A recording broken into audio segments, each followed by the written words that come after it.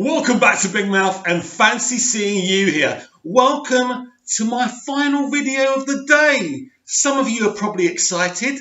A few of you are probably sad, but it is what it is. So Joaquin Phoenix is crushing his performance as the Joker. BatmanNews.com have basically just said that's really exciting, isn't it?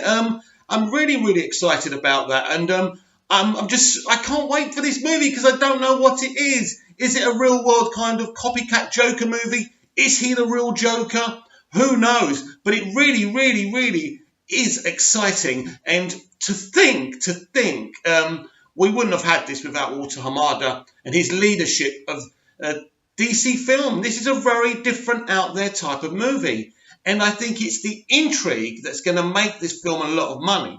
Now, my suggestion would be, in an ideal world, no trailers.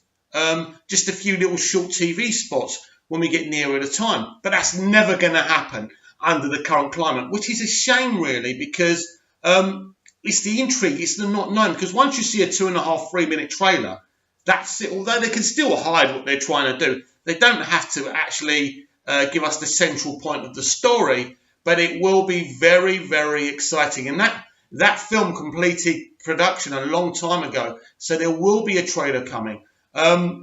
I don't think they're going to wait till Comic-Con, San Diego Comic-Con, to show us a trailer. That would be kind of too late, if you like, because what's that, June, July?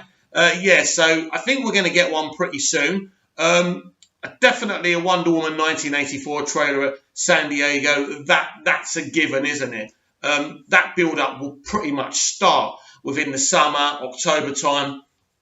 And we may even get another Wonder Woman 1984 trailer to go with the Joker movie. But it's good to know, basically insiders are saying, who have been involved with the film, that Phoenix is crushing his performance. The thing is, what's really funny here, he turned down the MCU when he was told that the director wouldn't have creative freedom. So Joaquin Phoenix, right, is he's got an interesting story, this guy, because his brother was River Phoenix, and River died very tragically at a young age. He was a very prominent young actor. He was going places, popular.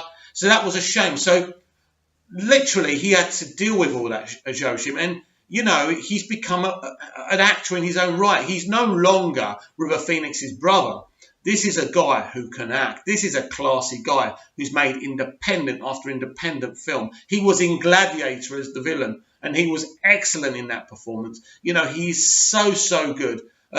So the casting of him as the Joker is exciting. But of course, because it's not part of the DCEU, which it really can't be really, unless they did some kind of multiverse thing, I still think he's going to be some kind of copycat, maybe set in the 1960s TV show. So he's a fan of the TV show. He decides to copycat the Joker, maybe. That'll be very interesting. I'm sure some people will complain and try and turn that into a negative, but it's just interesting. You know, this is just thinking outside the box. And I love the stuff that, you know, thinks outside the box rather than doing the same. This is why I really get bored of people when they say, the DCEU ain't good as the MCU. They should be doing the same. No. The only thing we should ever take from the MCU is the post and end credit scenes. They're brilliant. They're exciting. They're something that gets everyone excited. And it's fine to take something that works and the credit scenes really work and it brings excitement and everything. But apart from that, I don't think the DCEU or DC films should take anything from Marvel. I think we're starting to see the turning point. The turning point, of course, is Walter Hamada. As far as I'm concerned, a lot of respect for the man.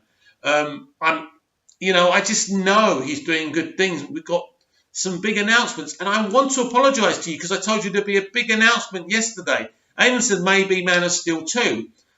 What happened? I was given crap information. As I say to you, I get given this information. I have no way of verifying what people are telling me. Basically, people can come on the phone and say anything they want. The problem is, if I don't report it to you, if I don't do the videos, then you're going to say to me, well, what kind of YouTuber are you, Mick? If you can't even tell us about this before it's going to happen. So I have to kind of tell you about it. But I do always say to you, you know, be careful. It's not necessarily a fact. I was pretty much 90% sure it was going to happen. And I feel guilty for you guys because I told you something that hasn't come true. And what I feel bad about is I was really sure and I conveyed that to you guys. So really sorry about that. But it happens, doesn't it? But this is solid news that Phoenix is crushing the Joker. But did anyone ever have any doubt about that? I mean, this is just, I don't know. There's just something special about this film. This film is going to do really well. I think this is going to be a great movie. And whether or not it's about a proper Joker or a copycat Joker, the Joker is a DC character. So it's all good. It's going to be in October this time, so no DC movie over Christmas. Again, a very interesting time. There's going to be some hefty competition. Can DC punch above its weight like it did this Christmas with Aquaman? Time will only tell.